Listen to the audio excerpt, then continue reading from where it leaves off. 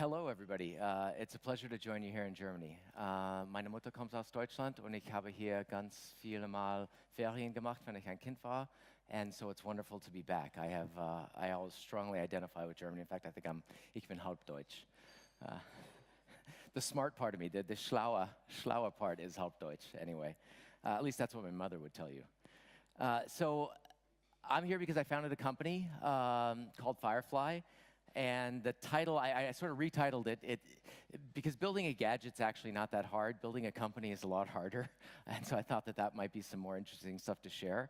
And I did have Mark Williams, CEO / co-founder. I've been the CEO for the company's existence, and I have happily now just hired a CEO. So I get to move to CTO position and develop product, which is what I truly love to do. So you're catching me at a very happy time, actually. So when I left Apple and said I was going to start my own company making cannabis vaporizer, this was what everyone asked me. and there was reason, especially my parents, and there was reason for that in that 6.5 years ago, it was a more dicey proposition to be getting into a business that was the cannabis business. Even though I was actually only making an electronic device, I wasn't growing cannabis. You could think of it as an adjunct cannabis business. But it was a risk, and at the same time, I could see where the market was going. And more importantly than that, I actually had conviction about what I was doing because I've had a 30-year relationship with cannabis my entire adult life, from when I was 18 years old. It's been very, very positive. Does that mean that I think that everybody has positive experiences with cannabis? Absolutely not, no. But I do think that I know some of the major reasons why people don't have positive experiences, and I founded the company partially because I think that I can help correct those things and offer them experiences that are going to likely lead to a much more healthy and beneficial relationship. That's one of the reasons I started the company. But let's go back a little bit farther than that, to Germany in 1979. So what are the things that kind of inspired me and got me to who I am now? I love to make things for people. I love to make little things, whether it's software, a little software experience, or a hardware experience that makes your life better in some small way. And that's my contribution to humanity, and I truly love it. And some of the ways that came to be was through exposure to things that gave me a feeling of romance and possibility related to technology. One of those was back in Germany in the 70s. I think there was people here remember, there's what, 2 channels or 3? I think there was 2. And Formula One, fortunately, was on one of them on Sundays. So when I was a kid in the 70s, I would watch Formula One. And the speed of those machines, how awesome they looked, how gutsy the drivers were, and how they were such a typification of technology on the leading edge. Doing it because you could doing it for the sake of doing the best thing you knew how on the leading edge, and it really almost didn't matter what field it was being applied to, but it was truly inspiring to me. Also, just the speed. Technology that was fast had a great attraction to me. So did beautiful cars. I thought I was going to be a car designer for many years when I was a teenager. I was going to do product design in cars. Then I found out that was kind of like just doing cars, and that would be a little bit too boring because I wanted to look across a number of different industries. But this is one of the cars that I felt was a big influence on my aesthetics, how I looked at product design. And not surprisingly, it's Italian design from the 60s, Alfa Romeo Spider, for those who don't know it. It's one of the most beautiful cars ever built. It has a feeling to it. In product design, the sum is the whole is much more than the sum of the parts, and this conveys. This is an example of a design that conveys a feeling that before you even read anything of the technical specifications, you already have a sense of how this car is going to make you feel, and that's the kind of immediate visceral impact that I've always I always strive to meet in my product experiences that I create, sometimes successfully, sometimes less successfully, but it was definitely another thing that informed the FireFly years down the line. Another thing was fireflies. One of my fondest memories from childhood, and this was actually in both Germany and the United States, was chasing after fireflies on summer evenings because your parents would let you stay up just a little later than they normally would to try to catch fireflies. So there was a magic of being a child and being out and being safe, but running into the field on your own. You got to do your own discovery. And then fireflies are actually really easy to catch, so you could just catch one and then look at it, poke holes in the jar so it can breathe, and then study it up close and let it go again. It was an incredibly beautiful and healthy pattern. And I think that most people around the world have that same feeling of fireflies, those who have encountered them. And that's actually one of the reasons why we named the company FireFly, because I wanted you or anybody who was considering our product to have that sense immediately when they came to it. The name FireFly, I was hoping that would foster positive connotations. Another one that was a little later, that came a little later, was the Grateful Dead. I saw a lot of Grateful Dead shows in the 80s and 90s, and that was largely where I was first exposed to cannabis. For those who didn't tour with the Grateful Dead for like months at a time, it was amazing. It was consciousness expanding, I think would be a fair way to put it. Also, it was a community that fostered a great deal of joy, a joyful expression, and I think that's something that I think that perhaps both American and German cultures share, is a little bit of that repression of joyful expression. That it's okay to be joyful. You don't, being joyful doesn't mean you're stupid or out of touch. It means that you're maybe a little bit more in touch with your ability to show that things are going okay. That doesn't mean you're joyful all the time and sort of like a stupid idiot, happy person sitting in the corner. But having joy is okay. And that's one of the things that I actually got some deep lessons in going to the Grateful Dead shows.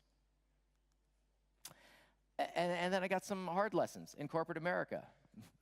Because when I finished my graduate degree, I started the first of what would amount to 20 plus years in corporate America, and learned a lot about how to live in that environment, working for a Fortune 500 company or 5 different Fortune 500 companies. I learned things that fit me, and I learned things that didn't fit me.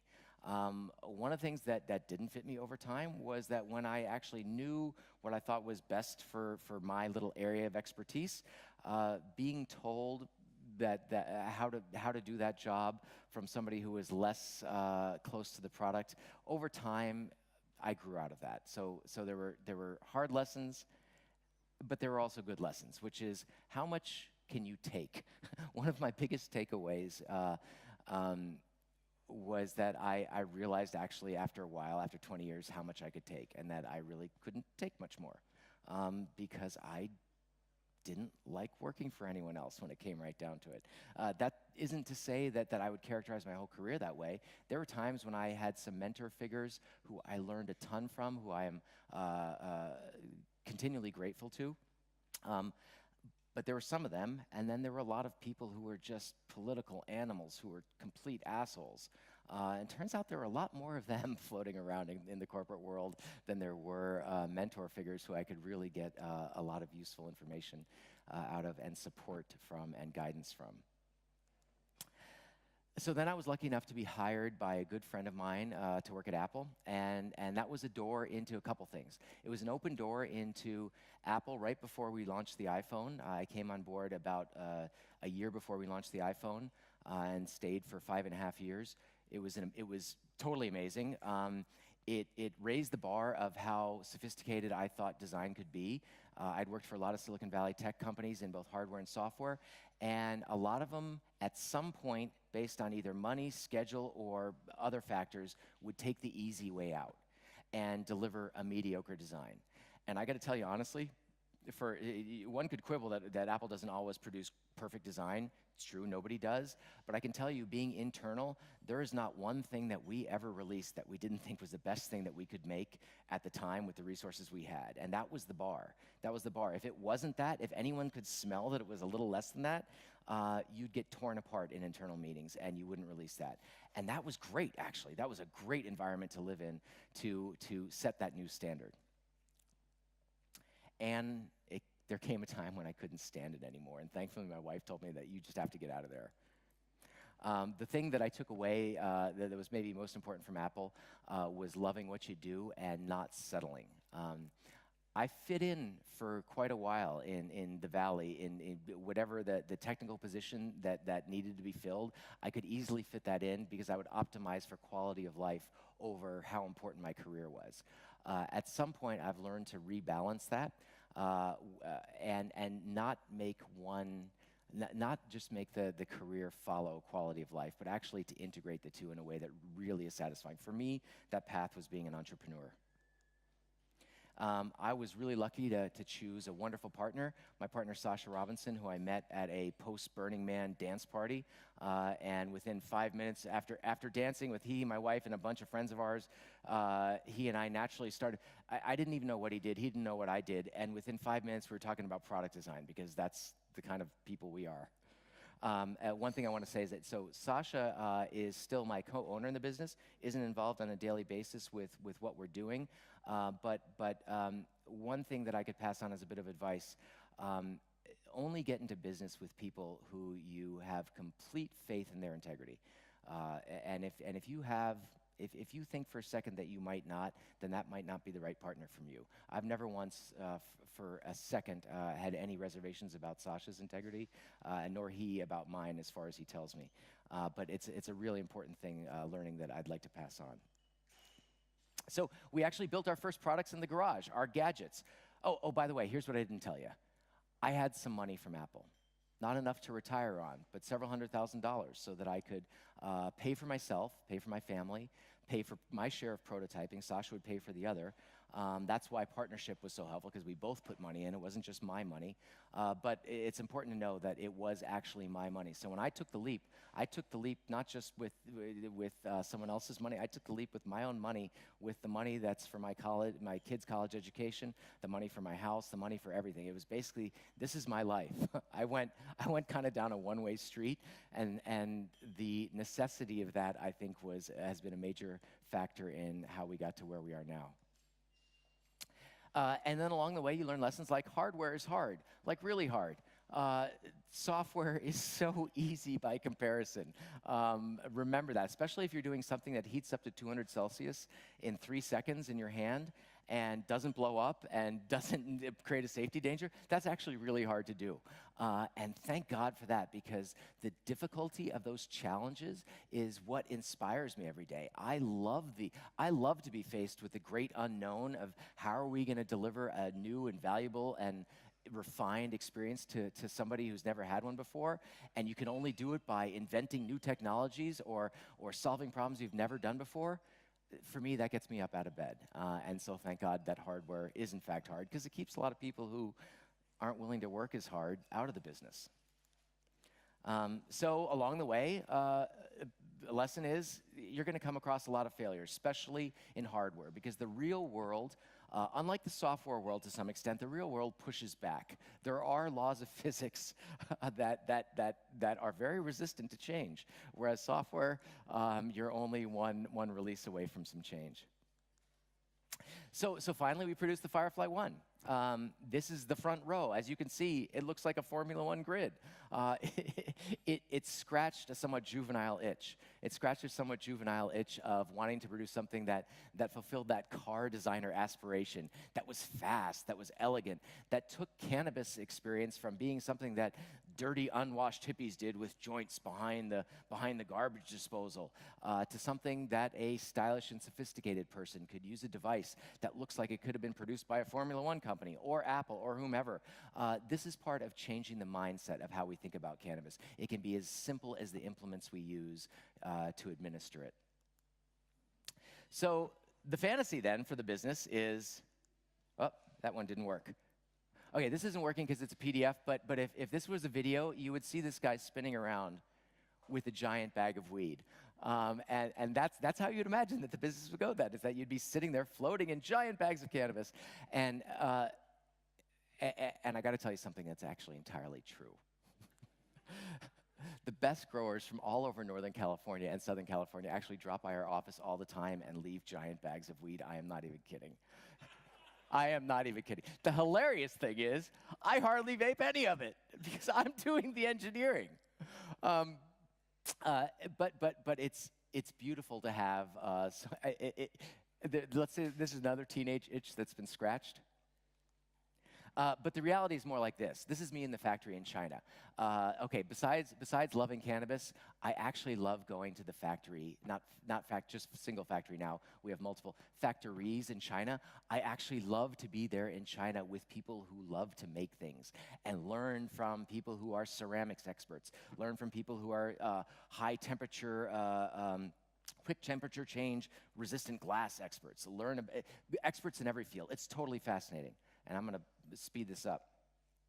But just so you don't think that cannabis business is all about smoking weed, it's actually a heck of a lot more about factory time in China.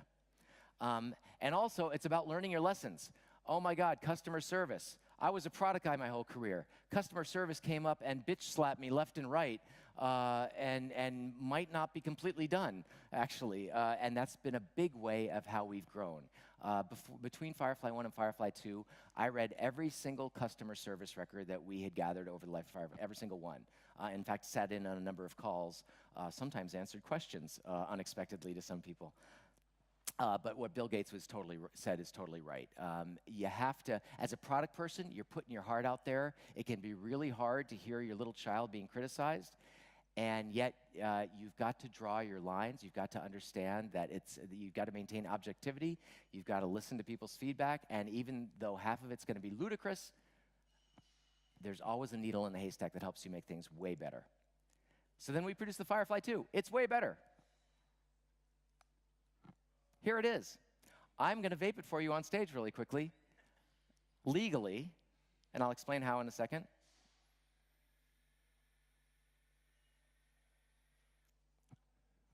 That was 100% legal in Germany because what I just vaporized there was CBD, cannabidiol. It is an isolated cannabinoid. There's no THC in this. It's floating in suspension of glycerin.